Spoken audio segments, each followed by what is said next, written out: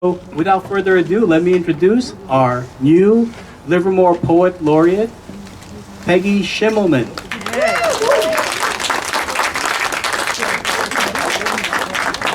Thank you. Hold on. Okay. It's good to see so many friendly faces because somehow in the last 5 minutes I lost my welcome speech. I was carrying it around, getting pronunciation advice from somebody.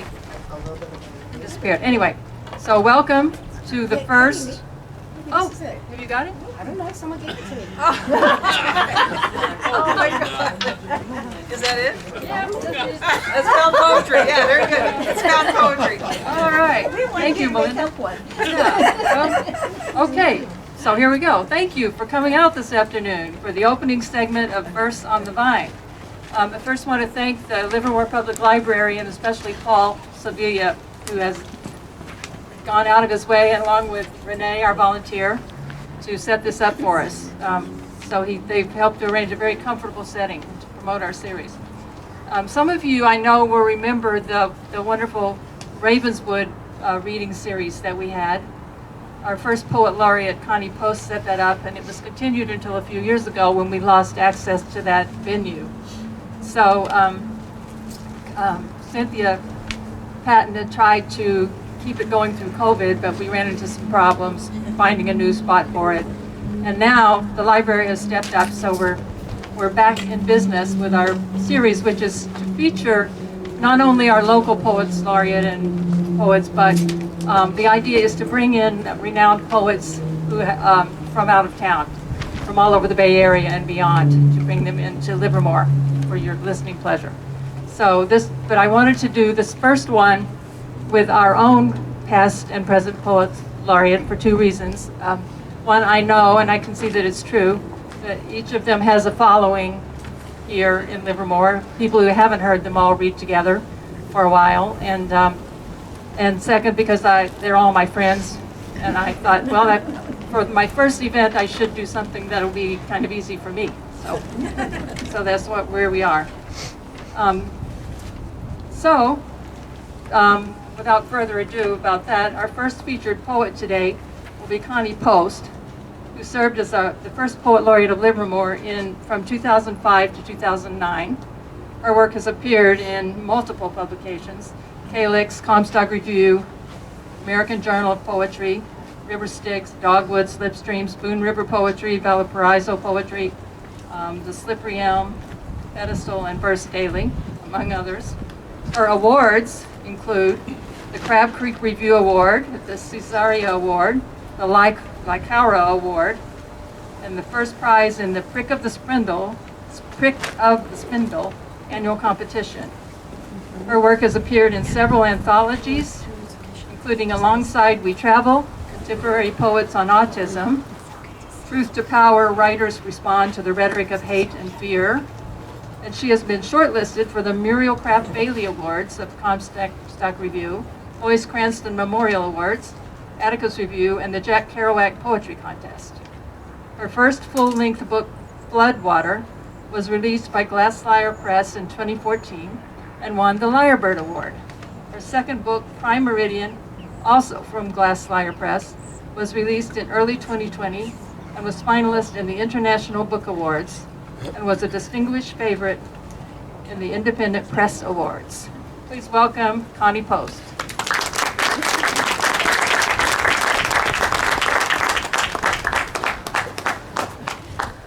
I gotta adjust this for short stack here. There we go. Oh, sorry, I meant to. No, it's okay. I can do it. First, I want to thank Peggy and the library for putting this together. For me, as the first poet laureate, to see this program still continuing is a big blessing for me. I think that all our communities are enhanced by these kinds of positions and these kind of events. I think we all need literature and poetry, so I'm very appreciative.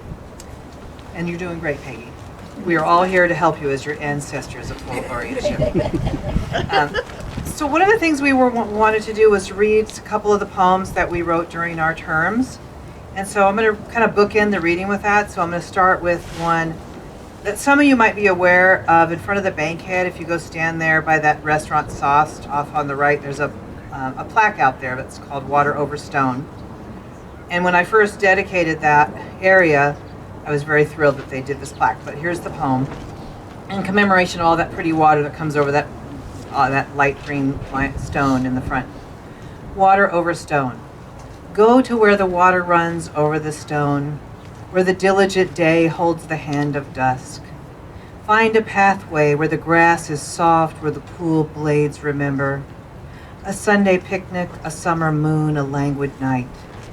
Go to where literature is carved into the unconscious life of a city, the words finding their way to the back roads of thought.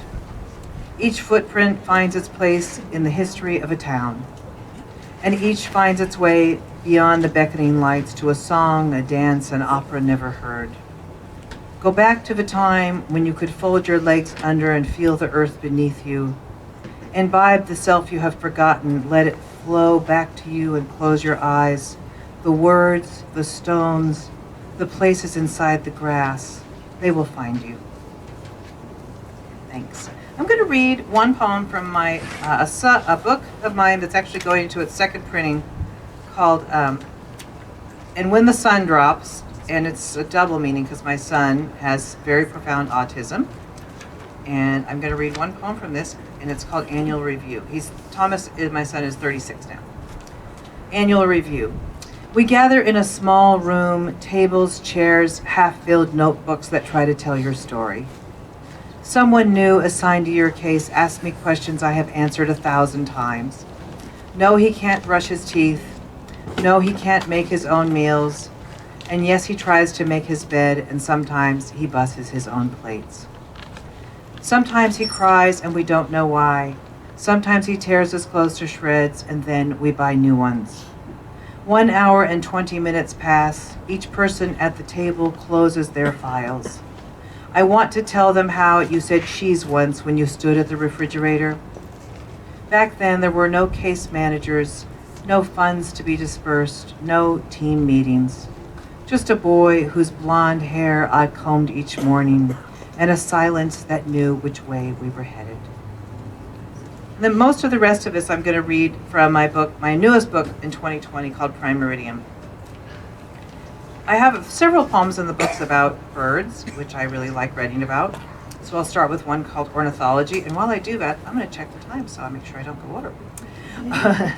Ornithology.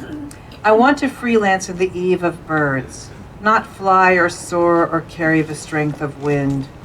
I want to know how to find the thin power lines, how to balance when the flock leaves you behind, how to identify the noises of departure. I want to know how to find the distance from branch to soil and how to atone for the loss of gravity. I want to learn to become an unencumbered silence and extract autumn from each weary leaf. I want to be statue-like in the depleted dawn.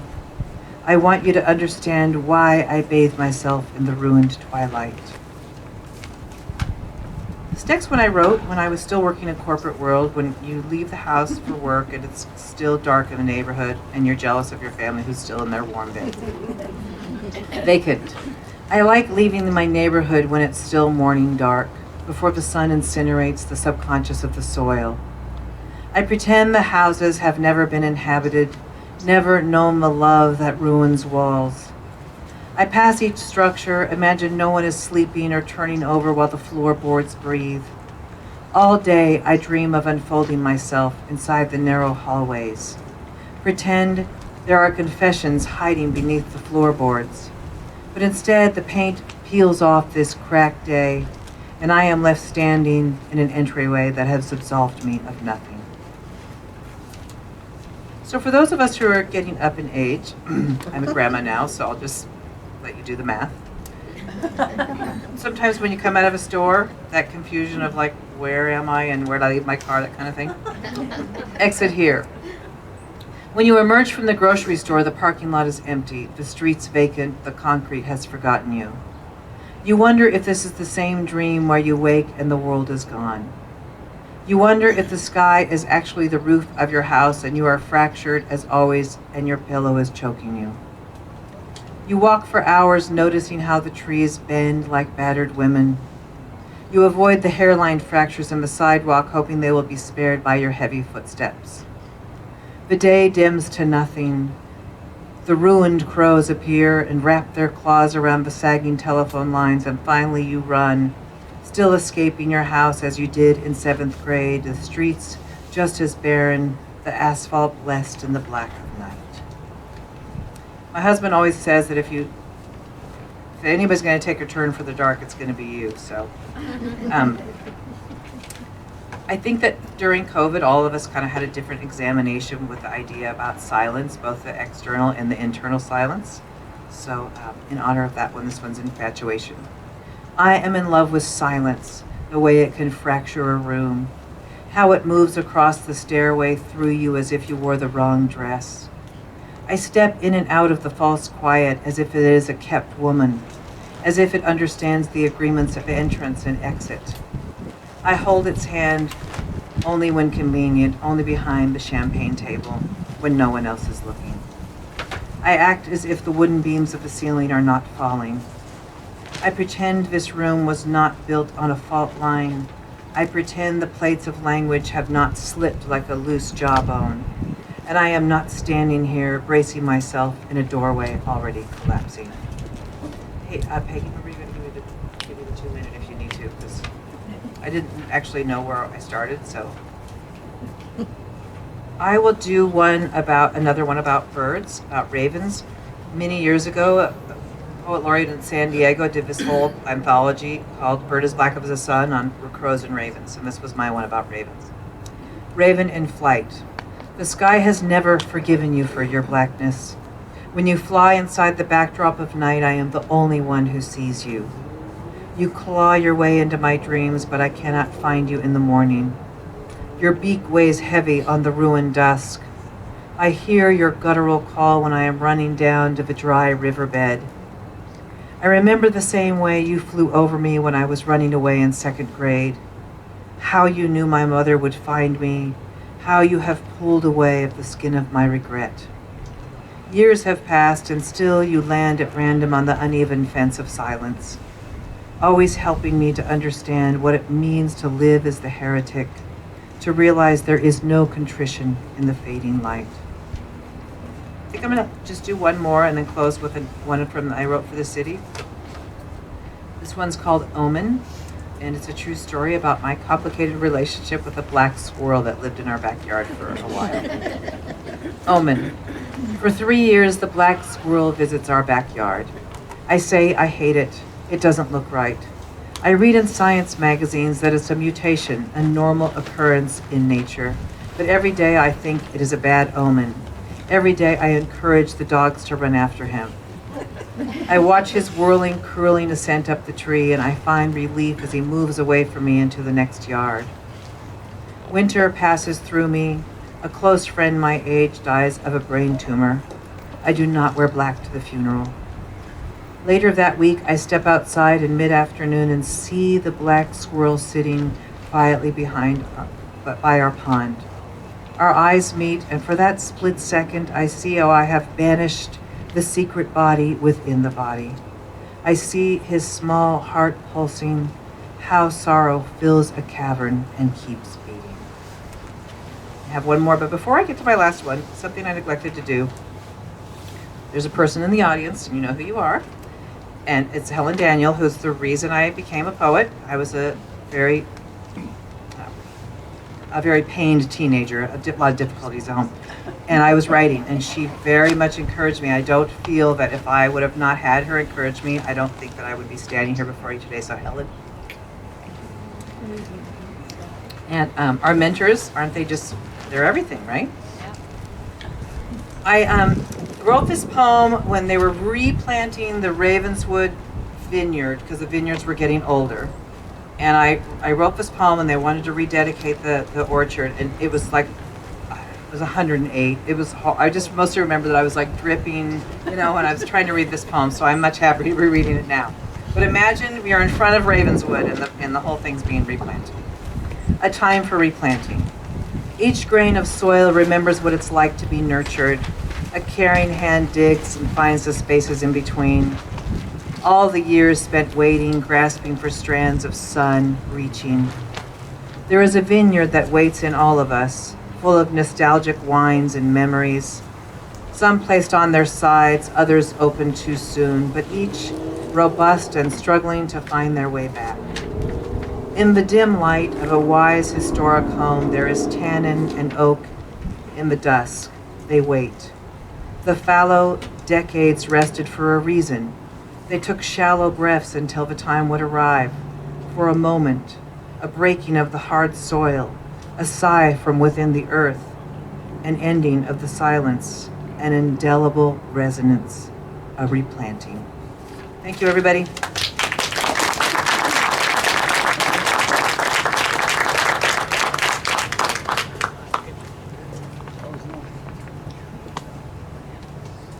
Thank you, Connie. Our next poet is Sharon Sue Wollard, known to all of us as Cher. Her award-winning poems have appeared in literary journals and anthologies, including the Carquinez Review, The Gathering, Joys of the Table, an anthology of culinary verse, and Bird Black as the Sun, California Poets on Crows and Ravens. Her first book, In My Other Life, a collection of original poems and paintings, was released in 2010 by Richer Resources Publishing. Her most recent book, The Magician's Wife, was published in 2018, also by Richer Resources. She studied with Santa Cruz poet Ellen Bass for 2 years and has participated in workshops with Stephen Dunn, Tony Hoagland, Marie Howe, Dorianne Lowe, and other distinguished poets. She was Poet Laureate of Livermore from 2009 to 2013 and currently serves on the Livermore Commission for the Arts. She is a member of the Ina Cool Bruth Circle, which was founded in 1919 and is the oldest continuously running poetry circle in the United States. Please welcome Cher Wollard.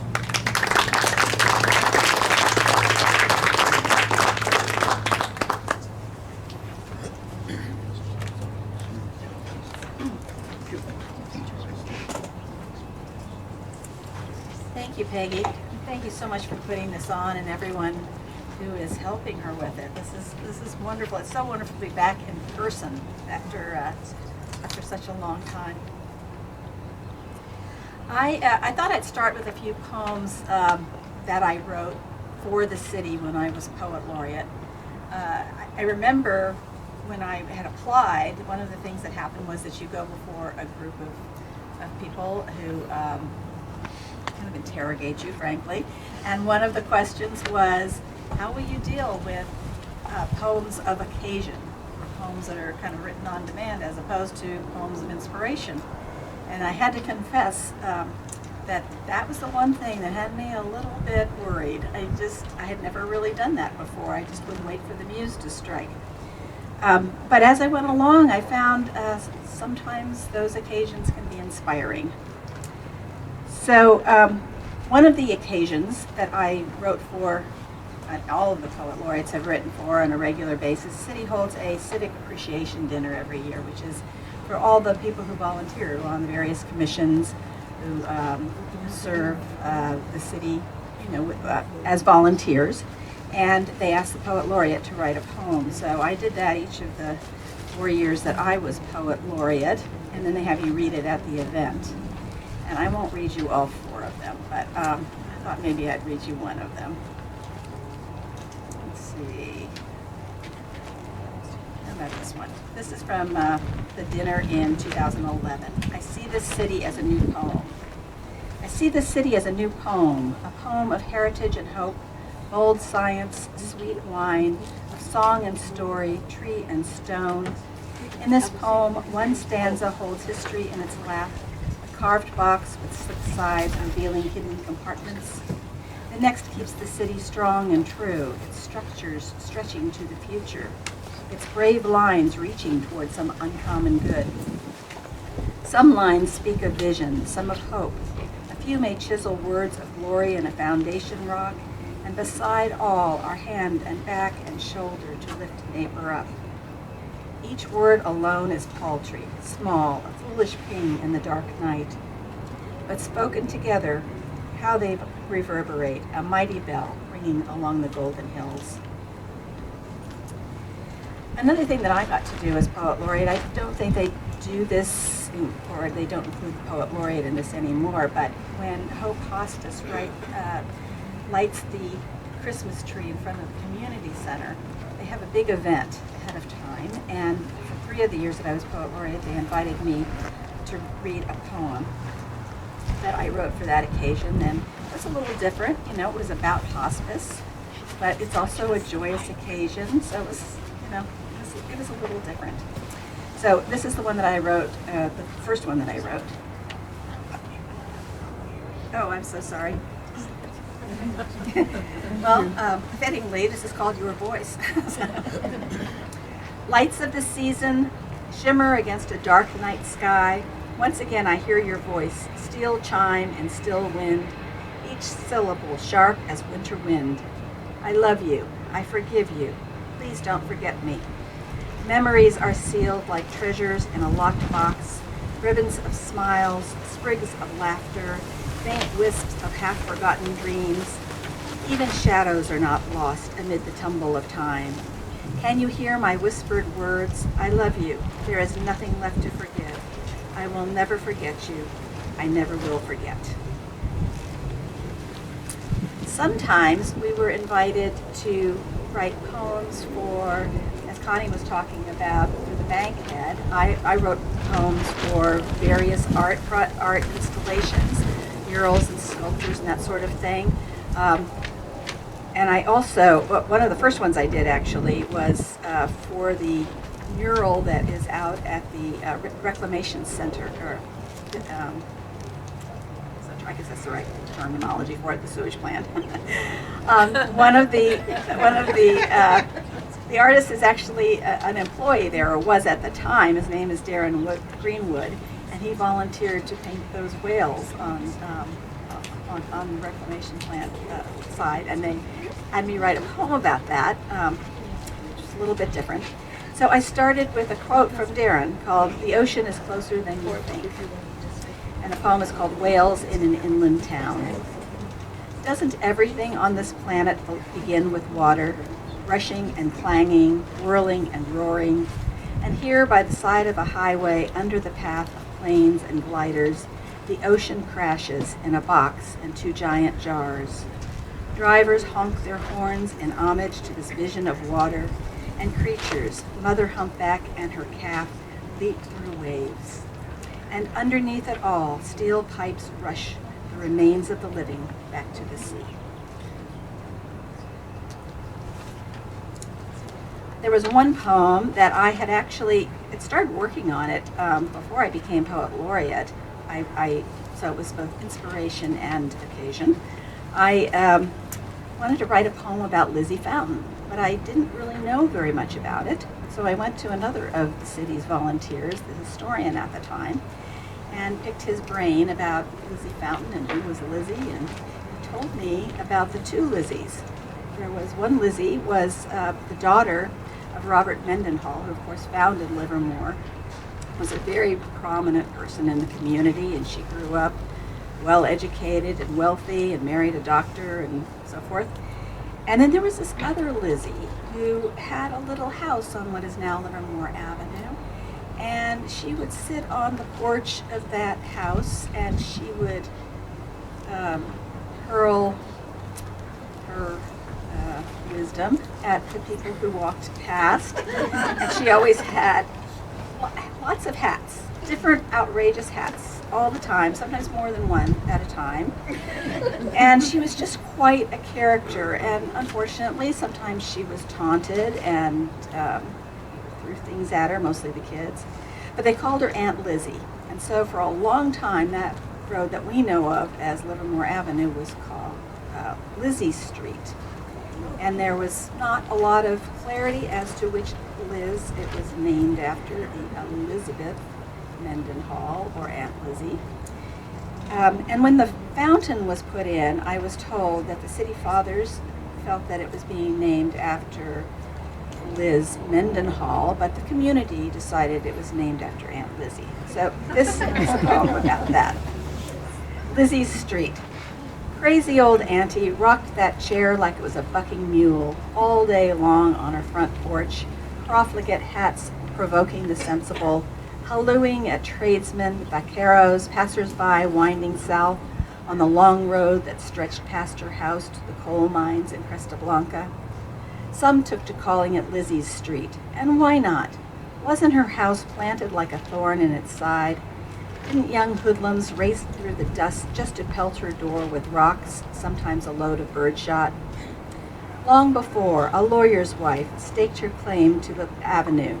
Daddy owned half the town, after all. Now they've taken it away from both of them, Aunt Lizzie and Miss Liz, paved it over, smoothed out the ruts, renamed it for some long-dead Englishman. But people remember. They built a fountain, put up a clock across the street, a block or so from where Lizzie's wide porch bungalow once stood, on the spot where Joe Duarte used to sell cigars. Later a tavern quenched the thirsty.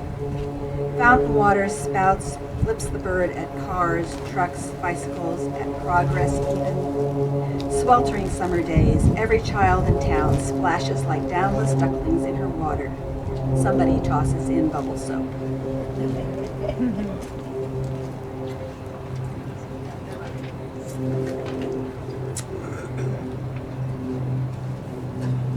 So I will read a couple of newer poems. One of these, actually, I wrote for an event that Cynthia held. One of her last Poet Laureate events was an ekphrastic event, which is poems about poetry and poetry about poems at the Bankhead. Some of you, I'm sure, were there. It was a wonderful event. And this one was called Persephone, which was the name of the painting of the goddess from the mythology. Persephone. One day, all of this will be a dream, but for now, sorrow, that unwanted lover, smothers me with its cold, damp limbs so that I cannot move, fills my mouth with salt so that I cannot speak, swallows me into its midnight waves, buries me in the deep, dark winter earth. One day, this will be a tale of magic, a legend spun into golden wire, strung among just budding branches of ancient trees. I can see it now, garish sunlight pirouetting along that dangerous edge, daring the wind to spill it into mystery. One day this will be a memory settled in my heart, its spiky tendrils wrapped so lovingly around that tender vessel, its kiss soothing like the velvet blanket of time. And one day this may even be a poem. Words now caught in the throat will whisper past my pomegranate tongue, through grated teeth, to my lips waiting, waiting, waiting to speak. And those words we already know. Death, life, cycle, seasons, you, forever, love. And my final poem,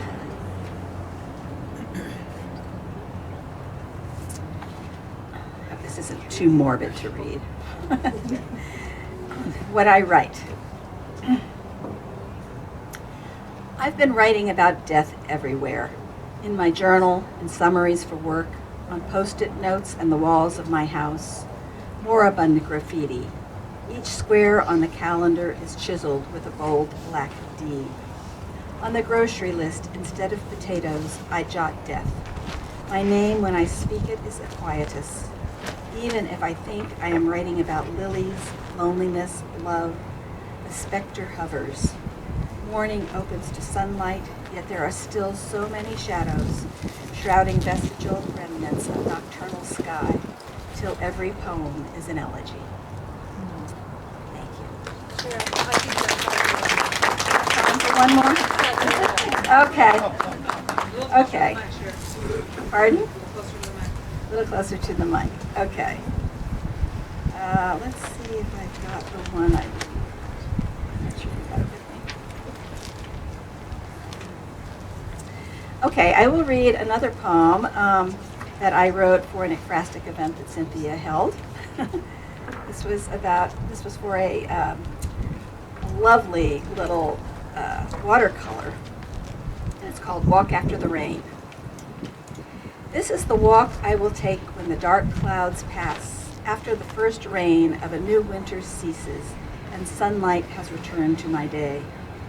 Then the sky will open its turquoise mouth, exhale bright cumulus clouds. Then the purpura of earth will freshen, leaving a scent like fermented pears. Thirsty leaves of maple and live oak, which now so carefully cup each glistening drop, will tilt then to shake off excess water. I will lift my face to this benediction. As I walk, I will lift my arms like the sated trees, my every step a gratitude. Thank you.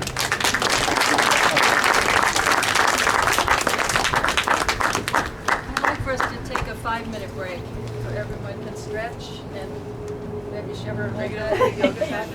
And then we can have some treats. Peter is Kevin Gunn, who served as the Poet Laureate of Livermore from 2013 to 2017. During that time, he curated the Ravenswood Poetry Series and worked with grammar school students and gave many poetry workshops. He also started a Teen Poet of the Month contest program. He has been published in Song of the San Joaquin, California Quarterly, Chiron Review, and many local publications. Kevin's chapbook, Hey Yard Duty, Johnny Said the F Word, a chapbook of poems about teaching, was published by Finishing Line Press in 2016. Please welcome Kevin Gunn.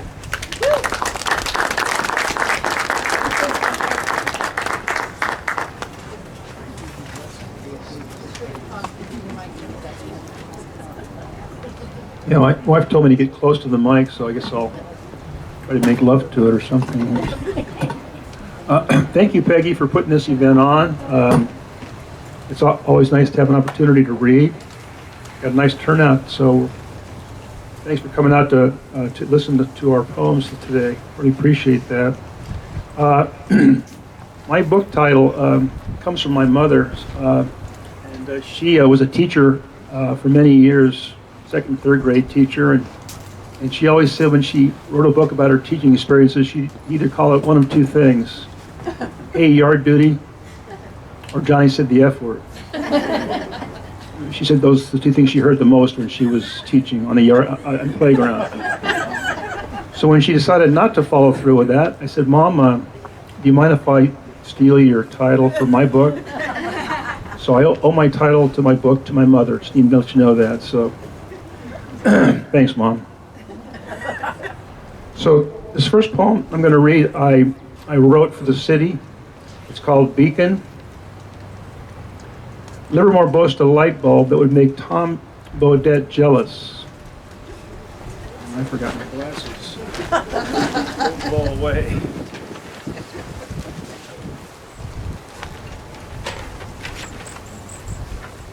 Livermore boasts a light bulb that would make Tom Bodett jealous. The Energizer Bunny couldn't compete with our incandescent icon. 114 years, a million hours, this bulb possesses otherworldly powers. First installed in 1901, you'd think by now its job would be done, but somehow it shines on, a centennial-busting phenomenon. A hand-blown bulb of 60 watts, it has lit up the confines of multiple spots. Moved 4 times, it has shared its glow. This luminous legend has been on the go. Fire stations have been bathed in its light. Enlightened longevity, a supernatural sight. As dependable as the stations it serves, it receives the recognition it well deserves. You can visit this bulb and survey its history, take in the aura that's become its mystery. Livermore isn't that far away, so take a day, follow the route. We promise not to turn the light out.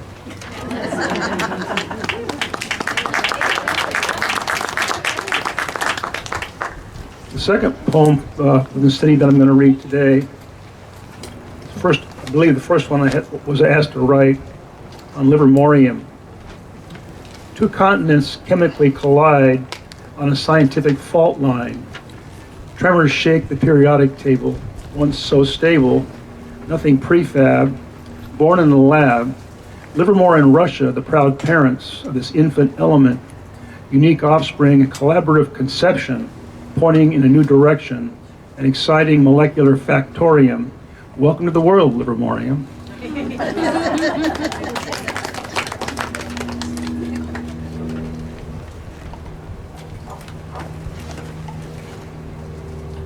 The next two poems are about my wife.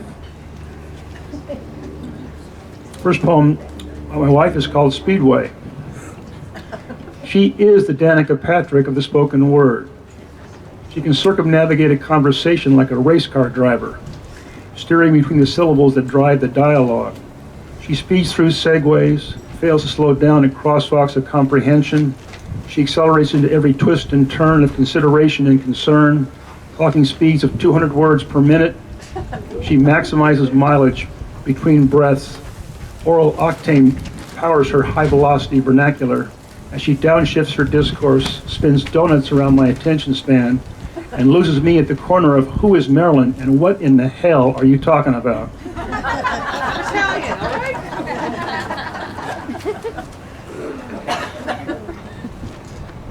This is another poem about my wife called The Porcelain Pugilist. She is fierce and fragile, methodical and melancholy, passionate and pugnacious, a fighter whose frailty keeps a low profile. Her opinions unapologetic. She will defend her views with full-fisted fury. Up against the ropes, she will never give in, never compromise her hopes. She's a first-order survivor. In other ways, she's a rare work of art. Soft, smooth, porcelain skin, the kind that should be lit up and put on display. She possesses a killer curvaceousness, the sort of shape you want to show off on special occasions. Her feelings are free-flowing, like the deepest of artesian wells, tapped and pumped to the surface in prolific, poetic expression. Her fine china-like, mellifluous muse packs a poignant sledgehammer of a punch, flooring her audience, resonating, reverberating, leaving her signature scars on their marrow.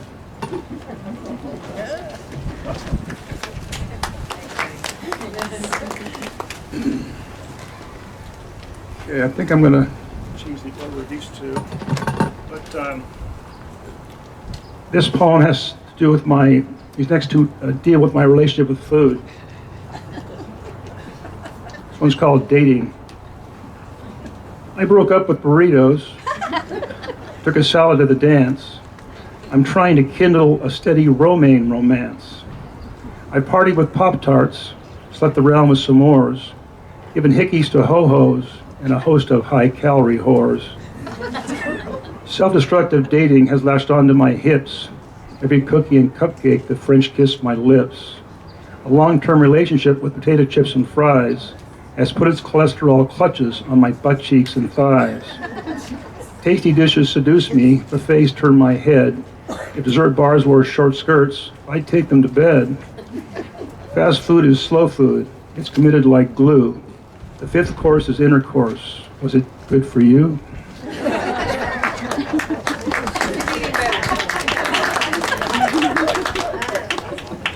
And this is my life now. Wake. Blood sugar bloodhounds track my last meal. I'm a metered man on a low-carb leash. Portion controlled, carrot consoled, a fact-free facsimile. I seal myself in a sweet and low sarcophagus. Fast food flies at half-mast. The coffin is lined with Cool Whip and chocolate chip cookies. The cruelest cupcake gloats at my wake. This death is hard to swallow.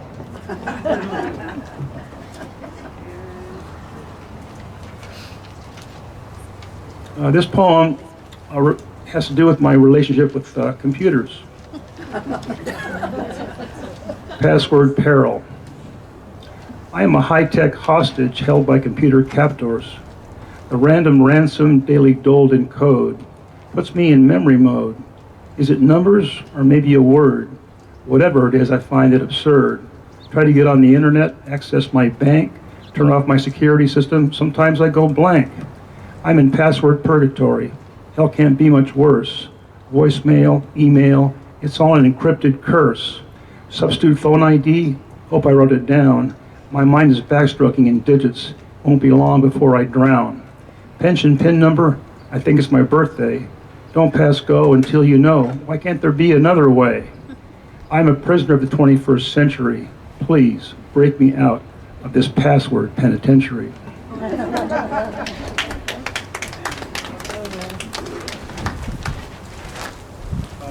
The next few have to do with my a teaching career, and from my book here, this one's called Angler.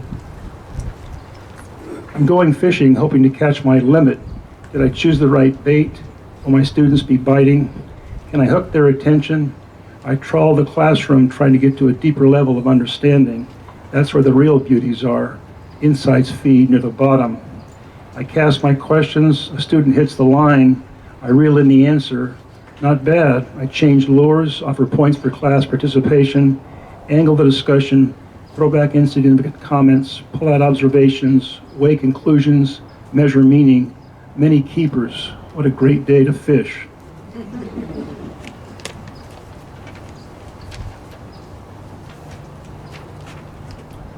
Let the begging begin. I turned that in. I know I did that. Must have lost my assignment. I'm this close to an A. Grades are due. That's their cue to beg and whine, plead their case, manufacture mercy if they can, work me, angle me, that's the plan. I add up points, factor in attendance, participation, place my faith in the almighty computer as percentages parcel out penance. Judgment Day in room P14.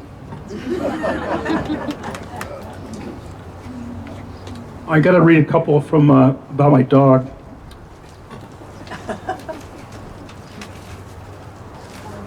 Thank you.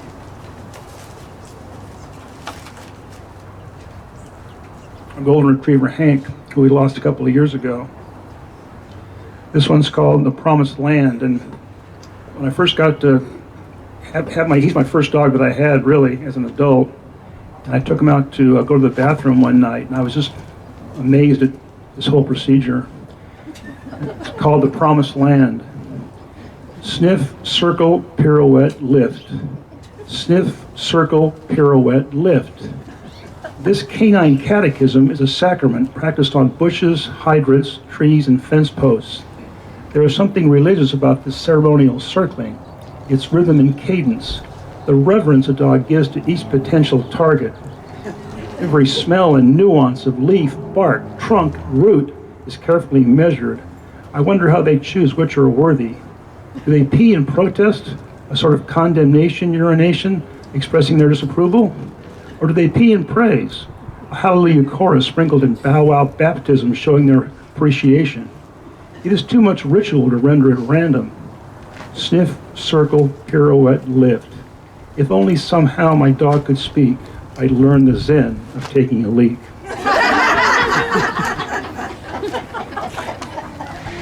I don't get it, but that's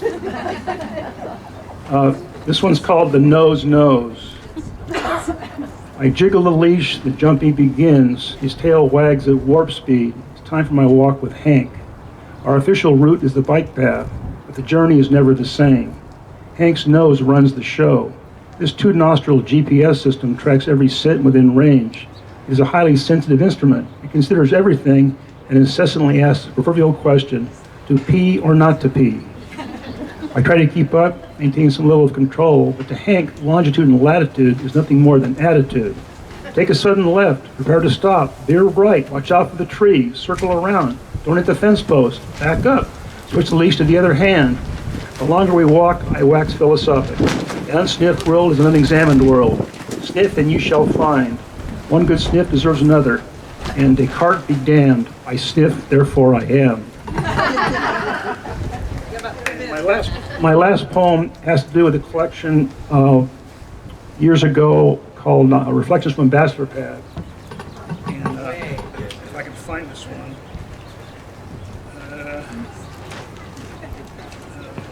There it is. When you were miserable, right? Yes, before I was so lovingly remarried. Yikes. Wow. You really made quite the impressions. Wow. Hope you have a copy. So, see you later, by the way. If I got a copy somewhere. House pets. These pets are easy to live with. They don't need any attention. They thrive on being neglected. They never beg to be walked, petted, or played with. They don't shed. You'll never hear them bark or meow. They don't even need to be fed. You'll never need to take them to the vet to get their shots, and they won't need to get fixed. They live quite contentedly under the bed, these dust bunnies of mine. Thank you very much.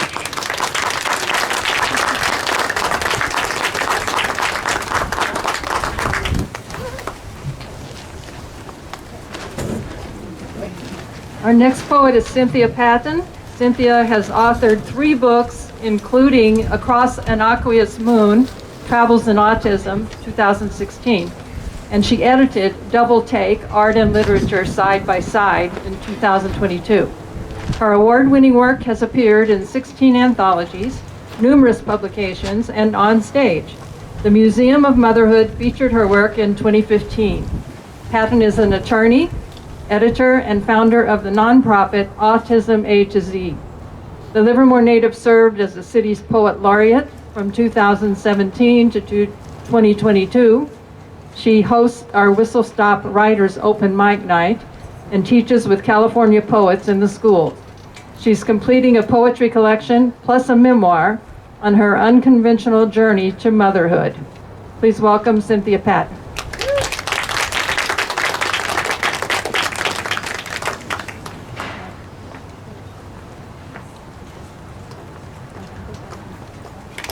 She also wins the fashion award.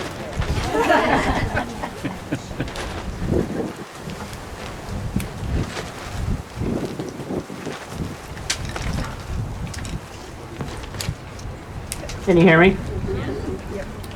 Okay, hold on. I'm the time monitor today, so. Okay.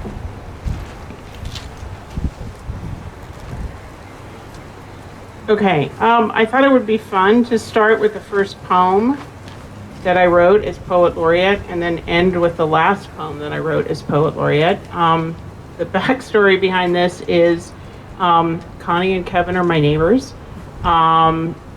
This is going to date us, but Connie is a few years older than me. We were both students at Livermore High when Kevin was a new teacher there. Yes. And then, who knew, years later I would take over for him as Poet Laureate. And so I think that factored into my decision when I wrote this poem, which really scared our vice mayor at the time when I read the first line. Anyway, he had this look on his face like, what have I done? Anyway, this is called A Place to Call Home. Live no more in Livermore. That's what we used to say as bored high school students eager to escape. It was different then. No hip restaurants, no outlet stores, no wine bars, or even coffee shops. We bucked hay in the quad for homecoming. I dreamt of a fast-paced career paired with big city lights far from a sleepy hometown. And I got them, for a while. But by 30, I found myself inexplicably here, in the one place I'd sworn to avoid. Live no more in Livermore. Which changed more, the place or me? The Vine serves wine. We have fireworks downtown. The Cowboy Bar is gone, replaced with yoga studios, French bakeries, craft beer. Now, when I climb Pigeon Pass at night, see the valley cupped like a sea of stars in the earth's hands, I feel blessed. I hike Brushy Peak in the shadow of windmills, mark seasons with vineyards. Passing Bauman's and the donut wheel, something twists in my headstrong heart. Live no more in Livermore. For both me and the place, things were lost in the passage of time, but much was gained. The roots I once sought to sever sink deeper, drawing me close, weaving a cloak that shelters in life's inevitable storms. Livermore. It's good to be home.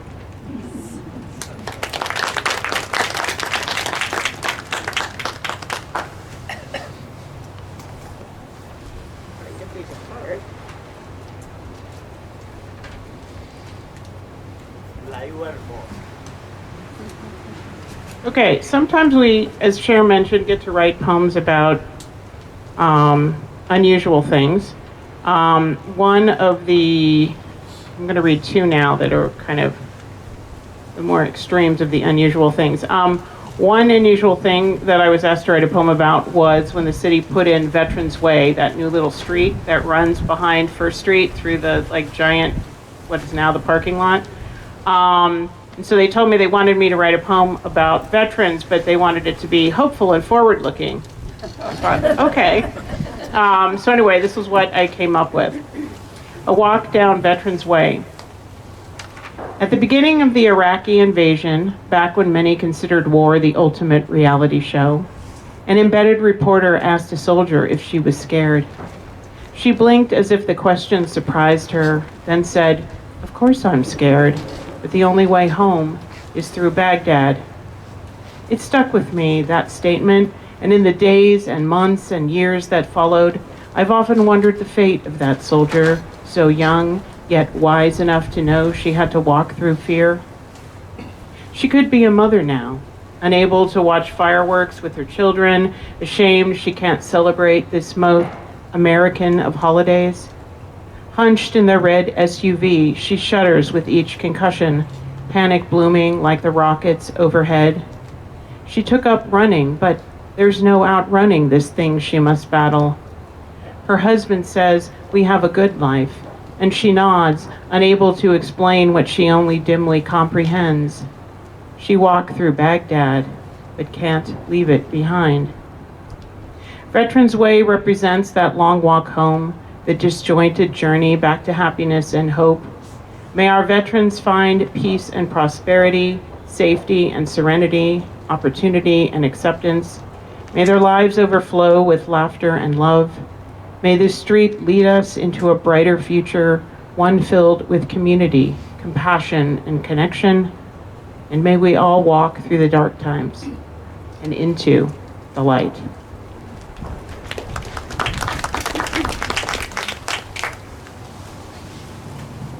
Okay, and then on the lighter end, I think I was the first poet laureate that got asked. They used to have this wonderful program at Granada that got stopped in the pandemic, and hopefully they're going to bring it back. But high school students at Granada would paint a mural on a bus shelter. So the last one that they did is right by the Habit on, what is that, North Livermore, I guess.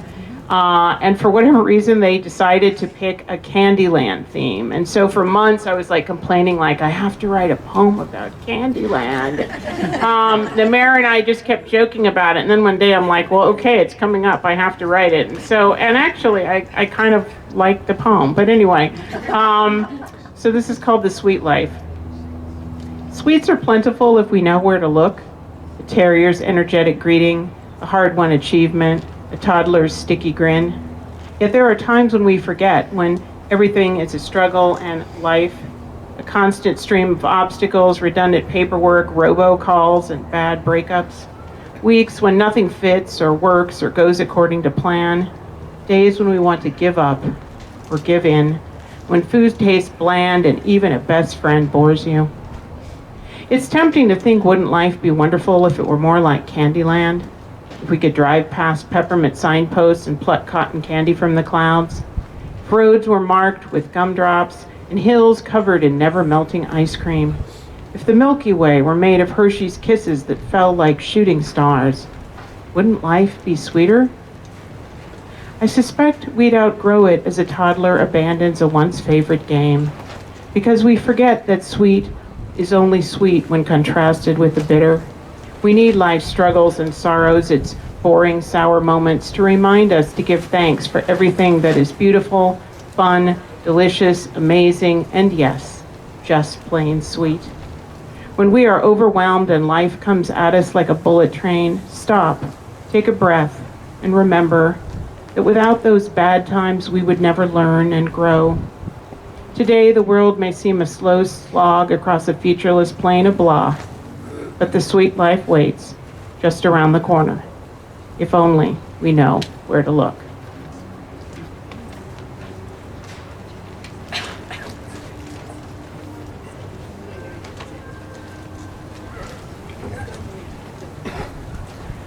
Okay.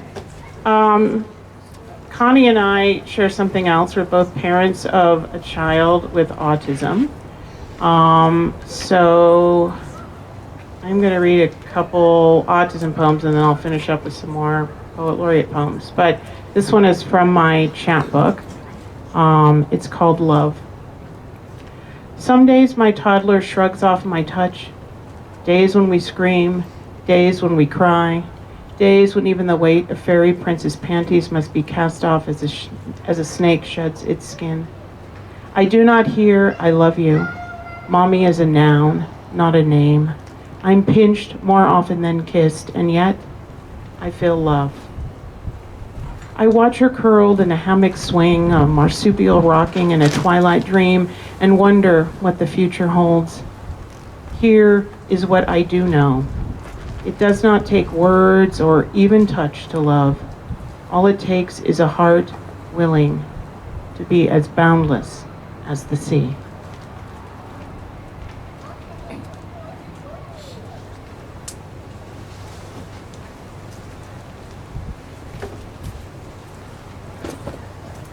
Okay, here's one. It's funny.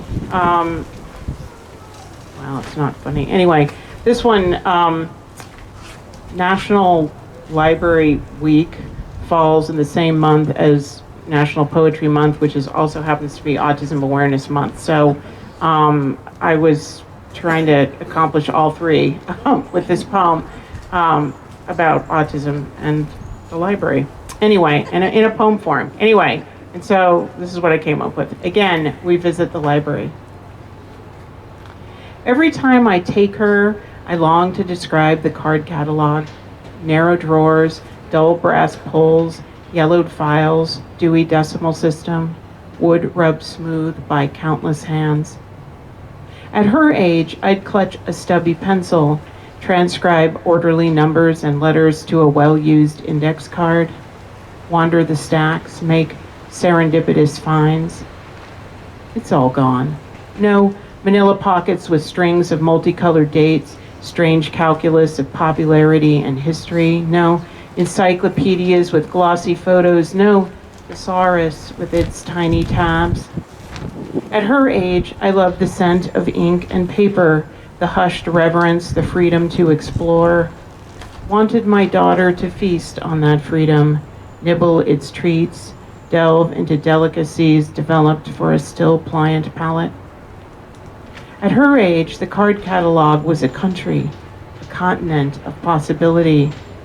Plunged into the unknown, a sailor who steered by the stars. Now scratch for entrance to her secret garden, fingernails rough with effort. It's strange. I think in language. She thinks in pictures, music, and color. Each of us an immigrant in the other's native land.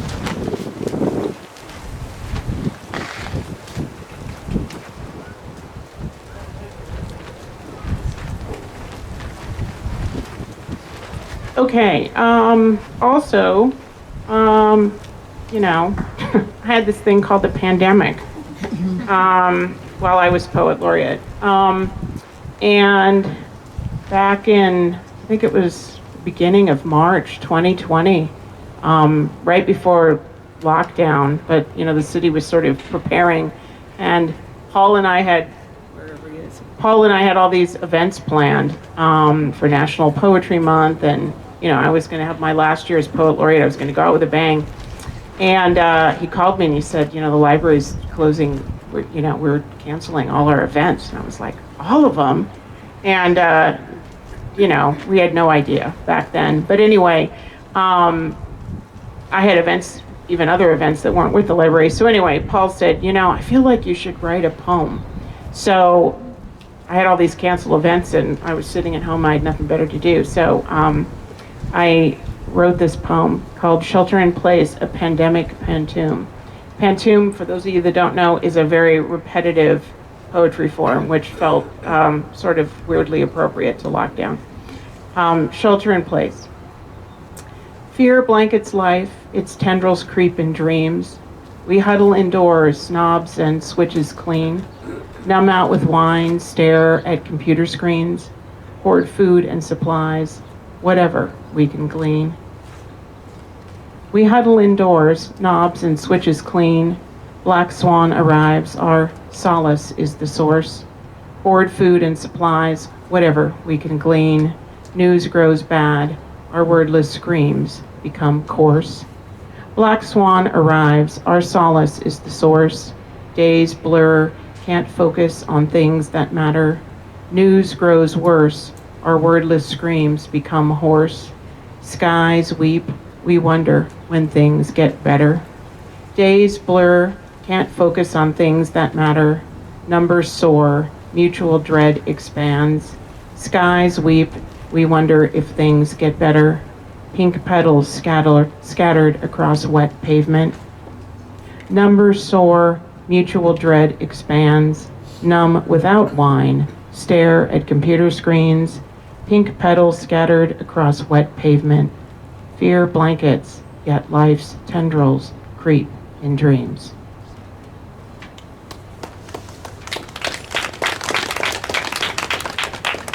Okay, and lastly, the last poem that I wrote as Poet Laureate was in June of this year for the dedication of the Livermorium Plaza.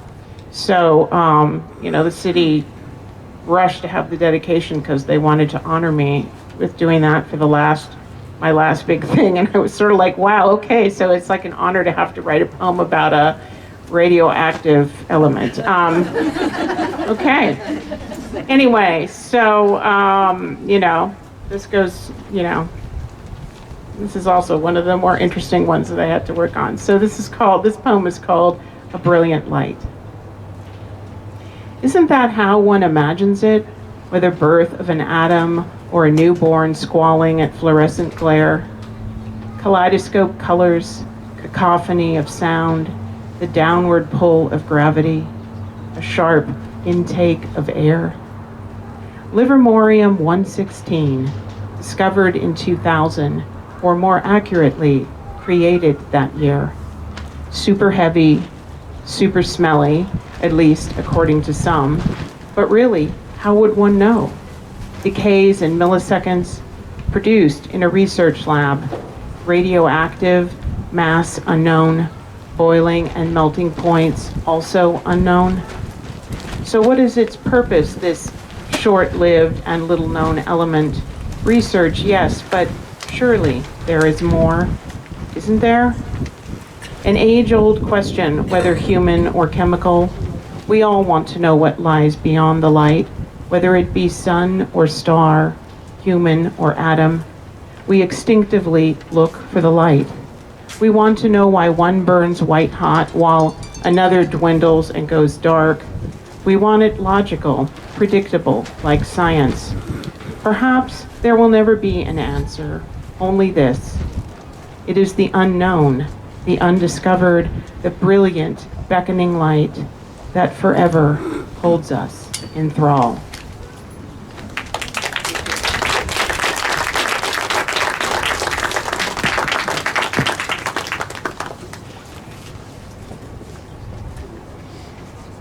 Okay, we are running a little behind, but I would like to have another short stretch and let everybody look at the books again, because I know somebody's purchase got interrupted when we called it into the last break. We'll do that and grab some more snacks. Let's try to keep it in like 5 minutes this time, okay? Thanks. Go! Okay, if everyone can take a seat. We're gonna get started again because we're running a little bit behind schedule. I am gonna be introducing Peggy. Peggy Schimmelman is the current Poet Laureate of Livermore, California. Her work includes the poetry chapbooks TikTok and Crazy Town, along with 2 novels, Insomniac Inc. and Whippoorwills. She is the co-author of 2 Wildvine Writers anthologies. Her poetry and short fiction have appeared in North American Review, Flash Fiction Magazine, the Haight-Ashbury Journal, Aliola Journal of Poetry and Art, Pacific Review, Comstock Review, Wild Musette Journal, 100wordstories.org, and with Livermore singer-songwriter Patrick, is it Noel Russ, of the band The Lucky Sevens. She co-wrote the song Get Me Back to Livermore and My Hometown, both available on the band's CD. Please join me in welcoming our current Poet Laureate, Peggy Schimmelman.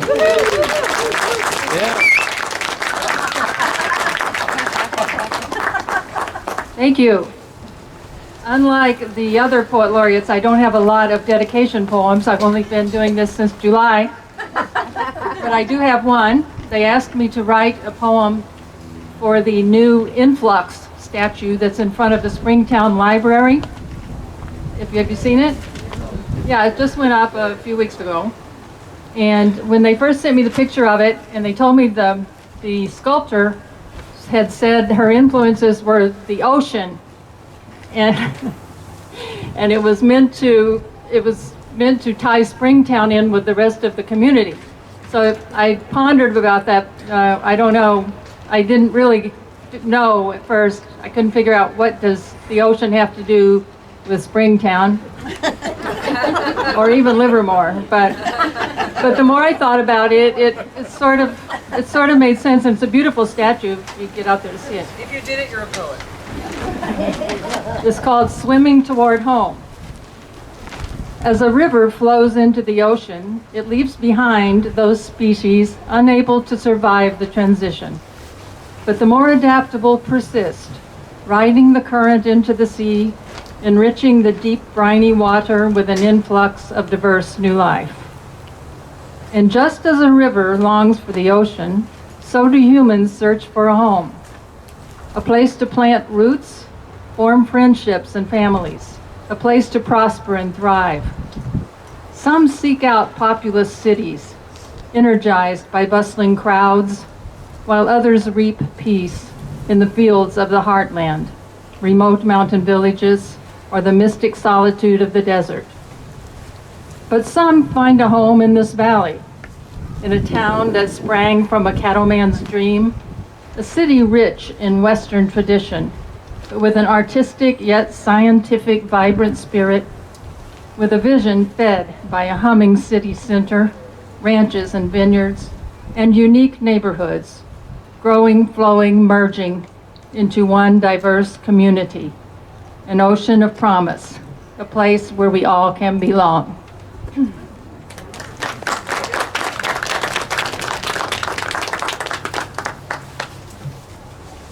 Speaking of home, I've written a number of poems about my Ozark roots. I'm going to read one I wrote a few years ago called In My Mother's Voice. I sit by her tomb as she chastises me, in a boneyard strewn with hillbilly ancestors, neighbors, and friends, all bearing witness to memories and regrets, enshrouding me in silent rebuke. As she rather unkindly reminds me how I fled the Ozarks at 17, got above my raising, brought home my uppity up north accent, college learning, scoffed at my kinfolks' ain'ts and can'ts, double negatives, disregard for subject-verb agreement. But that's past, she says, and other than that, you was a pretty good daughter. And I've been right sorry I couldn't help none when you had them troubles. I went and passed too young. I done let you down. Forgive me. On her grave, I left a dime store bouquet, conciliatory tears, and some words I knew would please her. You never done no such a thing, I said. You was there the whole time. I seen you.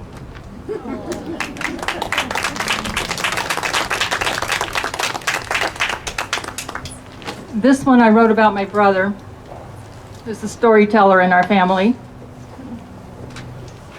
He likes to entertain us at family reunions. It's called High Winds Likely. My brother holds forth in the kitchen, his natural exuberance bolstered by the king of beers, his companion. Pressure plunges, the wind picks up, and now it's hailing high school hijinks and basketball glory all over our family reunion. The 1971 Southeast Conference free throw champ replays his and our adolescent escapades while the Van Buren Bulldogs team, coach, classmates, cousins, and neighbors some long buried, crowd into the kitchen, lean into the huddle to listen, recall, and relive. Remember those kids? Remember that teacher? Remember the creek?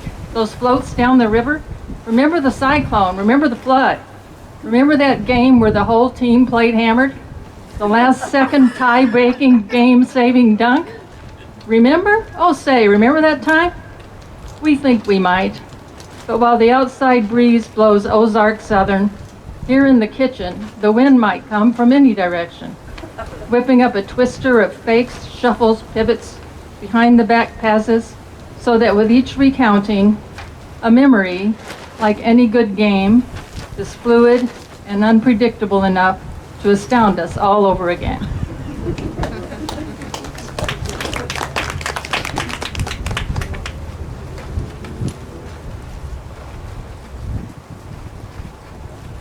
This next one was inspired by my daughter.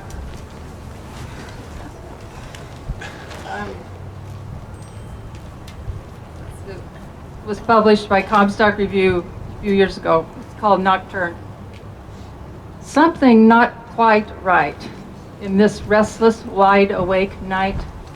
Stars slipping out of cozy constellations like teenage daughters through bedroom windows, embracing boyfriends beneath a leering, lopsided moon, while the humid breeze scolds and the mockingbirds fret, like despairing mothers whose fragile nests have shifted off kilter, tipped, and started to tumble through time. And keeping things even, this one I wrote about my son when he was 3 years old, I think, somewhere in there. It was a memorable moment in the Safeway store, called in the Safeway checkout line. The woman ahead of us plunked items onto the counter as if she regretted her choices and wished to return the whole mundane lot to the shelves. My son, a cherubic 3-year-old, clutching a donut in one hand, a pterodactyl in the other, peered up at her, curious, then beamed as he turned to me with what seemed to him an astute observation. "She's ugly." I choked on chagrin. My response, a hurried "No, she isn't" to him, a guilty glance at her as she muttered "nice manners," and looked away. Hard to tell if that arrow was aimed at the angel-faced demon child who had wrecked her day, or at the incompetent mother who had spawned him. I followed her wounded eyes, along with those of the appalled cashier, to the glaring white clock on the wall, and in that moment we formed a triangular circuit, our singular thought revealed in a harmonious trio of sighs. Oh dear God, it's not even noon yet.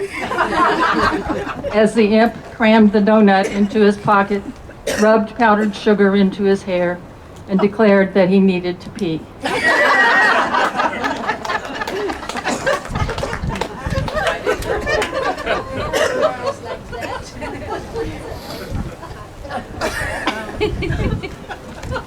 much time do I have? Oh, you're good. You're good. Okay. All right.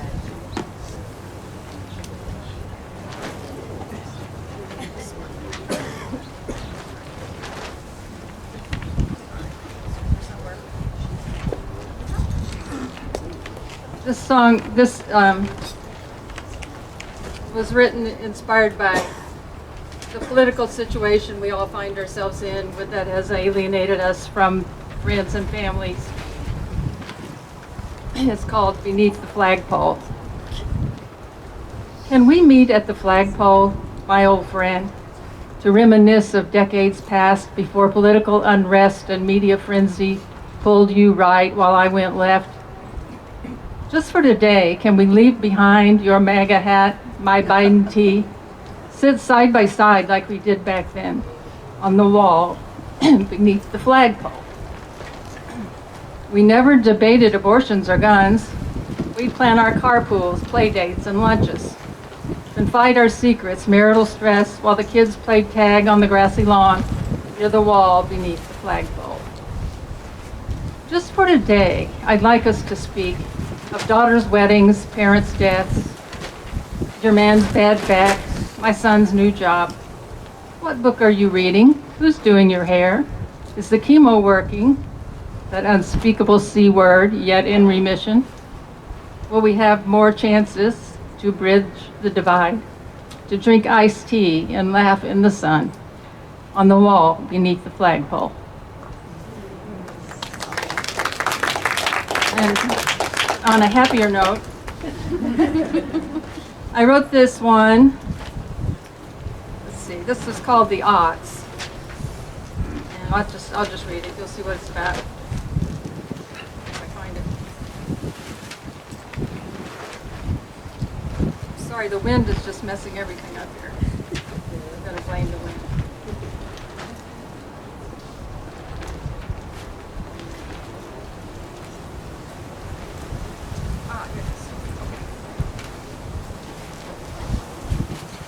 The odds. Scientists say the odds of either of us existing right now are slightly less than 1 in 400 quadrillion. Taking into account the chances of our ancestors meeting, feeling attracted, procreating, and the subsequent chain of copulation, a series of merging egg and sperm that resulted in the eventual specific but random combination of nucleotides that created the unique specimen that is you or I. Yet here we are, against the odds, yoke fellows plowing life's field together, raising babies, burying fathers, and at this moment, consuming our burgers on the alehouse patio, taking for granted each other's company, and that of Todd, our affable waiter, who had a 1 in 400 quadrillion chance of serving us lunch today. All of us pondering what's up with that middle-aged lady in the cheery sundress and heart-shaped shades, who dances along downtown streets, boombox blaring on her shoulder, as she belts out lyrics along with Shakira, Sheryl Crow, Madonna, all of whom had a 1 in 400 quadrillion chance of being born at all, much less of winning the pop star lottery. What's her story, we wonder, as she boogies past us, beaming, singing, tossing us away, as if she knows how lucky we are to be alive on this earth, in this country, this city, here on this street at this exact moment in time. Her swaying hips ask, why not smile? Why not dance? Why aren't you singing? You have beaten the odds, after all. Okay, I'm gonna stop there. Now we're gonna, but I would, before I call the people up for open mic, I wanted to thank Paul again, but he's disappeared again.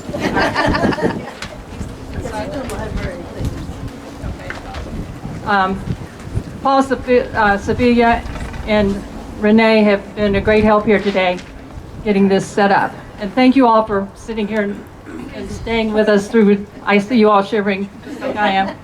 So we're gonna open mic. We're lucky to have 4 people sign up for open mic, and if you all will keep it like down to 1 poem apiece, or 1 very, very short prose piece, less than 100 words, that'd be great. So, sorry to rush you, but Paul told me earlier we're gonna have to hurry out. So, first off, we have Marilyn Dykstra.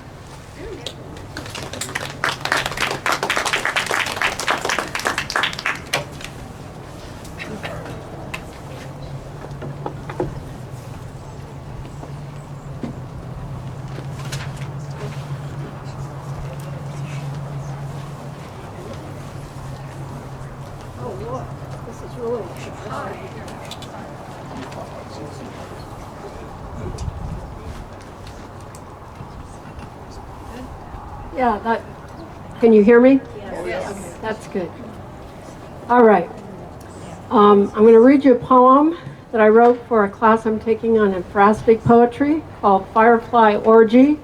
And I know you can't see it, but it might give you a general idea. This is the art that inspired it. The art is called Fireflies Dancing by Care Connect. And this is my poem.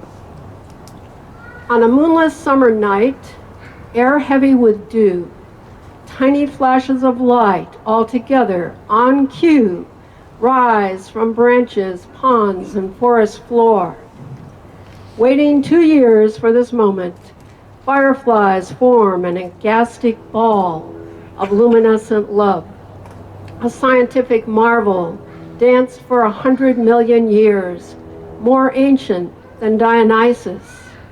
And a final burst of energy, males attract females to fornicate, while females lure males to feast. I admit my original poem had a different F word. Well, this has been true to library. Thank you for being family friendly at the library. Okay. And next we have Marie Ann Goodrich.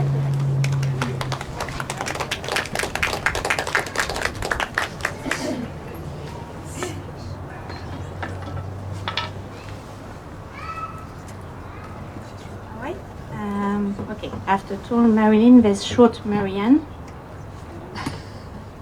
That's better. Oh, wait, I'm going to read a sonnet. So that's good because a sonnet is a short poem. And I really enjoyed the veterans poem earlier. So that's another one, because most my odd of being here is because of two veterans who had young kids that didn't want to get married, and they tried to have an arranged marriage. They managed. So I have a special place for veterans. Hope. Back from a land where poppies grow purple. Back from that place where wars are never won. The soldier walks home where her eyes stumbles over small flowers as red as the sun. Like friends from her past cheering her return, fragile poppies lift their heads one by one. Her hand reaches out to touch a blossom but drops as it brushes against her gun. Frail and glorious, the cups won't bow down to the power of powder and weapon. Thou, the soldier, stands erect and fallen, dreaming they bring hope for her hometown. All is not lost. Take our seeds for you to sow, heal, and write your war till your red poppies grow.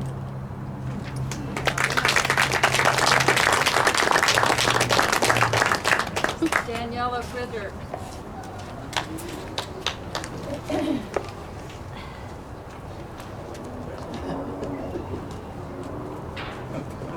This is the shortest piece I have, and it's almost haiku length, but it is a little bit longer, but it sounds haiku-like. So it's called Church.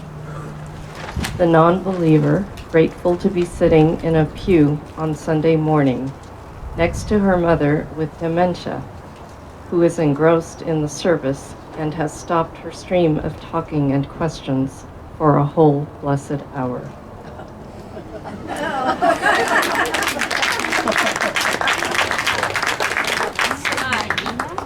Sinai, pick a note.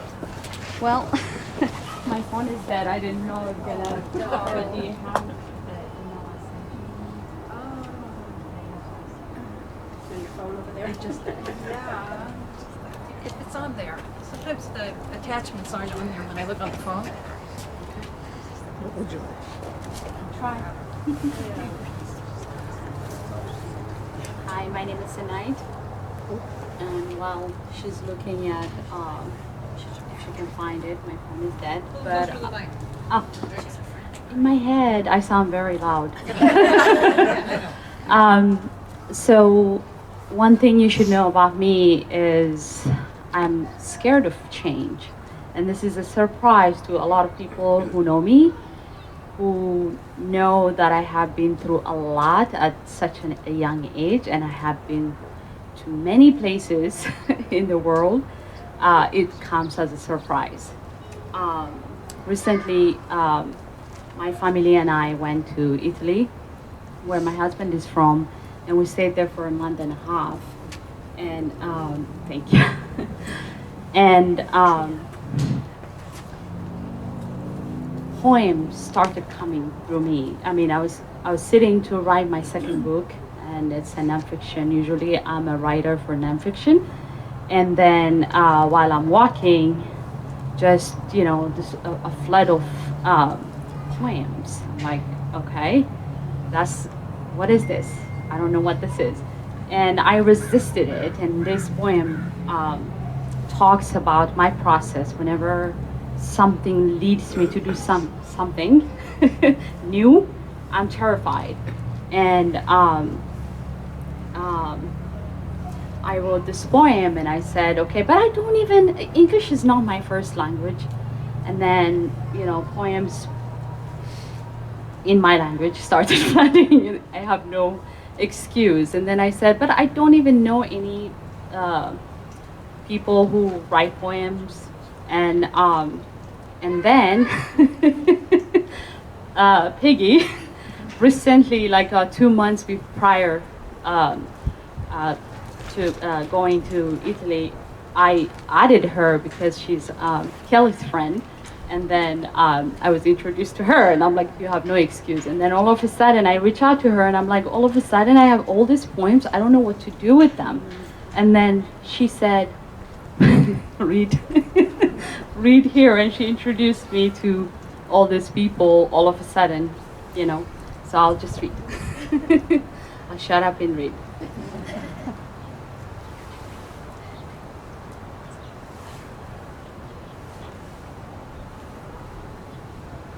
My phone dying might be also a resistance.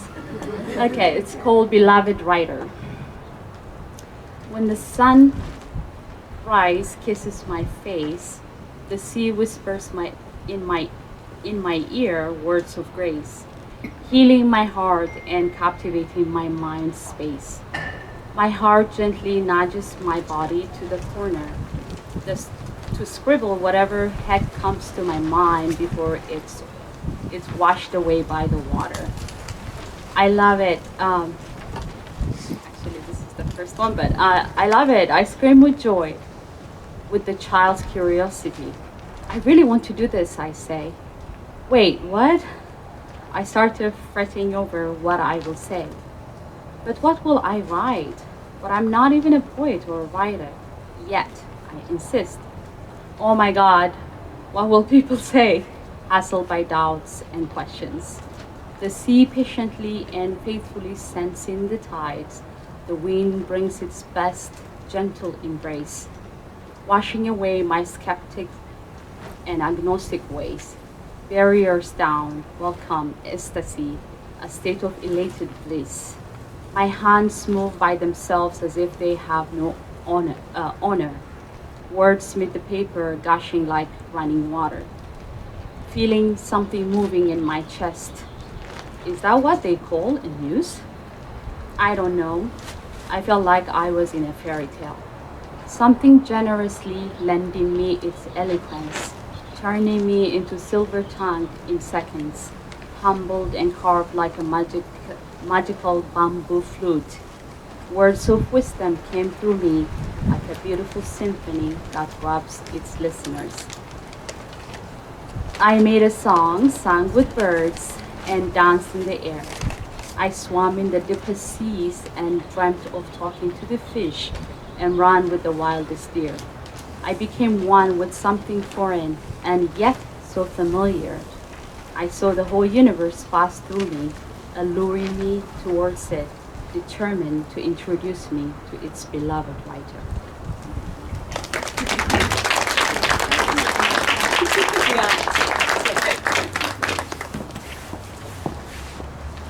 Okay, that concludes our program today. Thank you all for coming. Congratulations. The books are still here, and Thank you. grab your poet laureate's signature while If you you want us to that's sign, right. if you want us to sign, if you want a book, we'll be over there. Sure. Yes, what she said. And there's still treats there and books. Peggy, do you need pens there? Here's 3 pens. Do you think that's sufficient? I don't know. No, oh no, I mean, they've already bought it, but I mean, they're gonna bring it down to church to sign.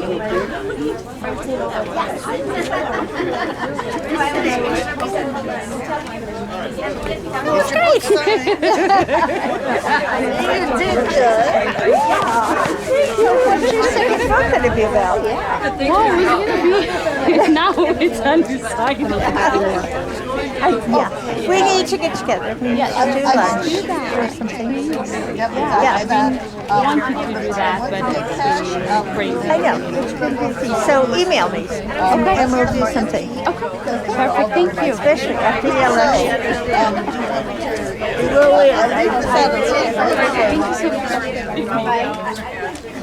You're welcome. How are you? That would be great. So you need to go. Mary and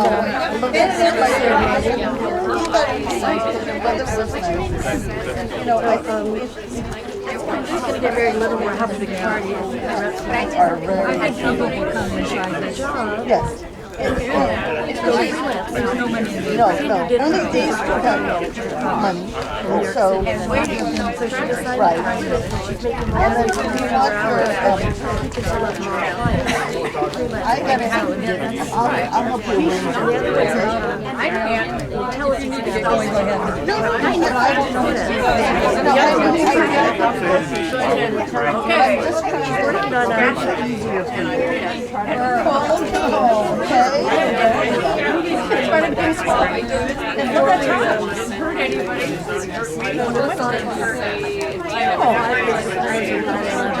Oh, I'll put your books back in your bag. I'll just put it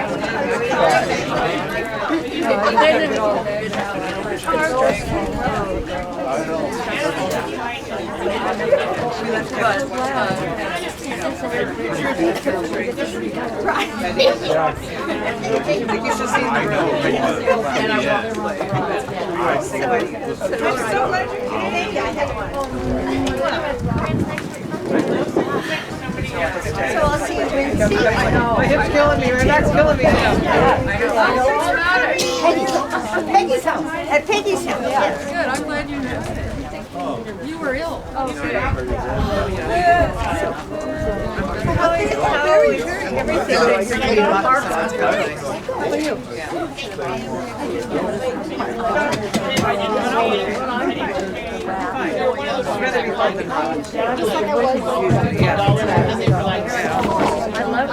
Right, I would have been happy to buy them. Oh, I know.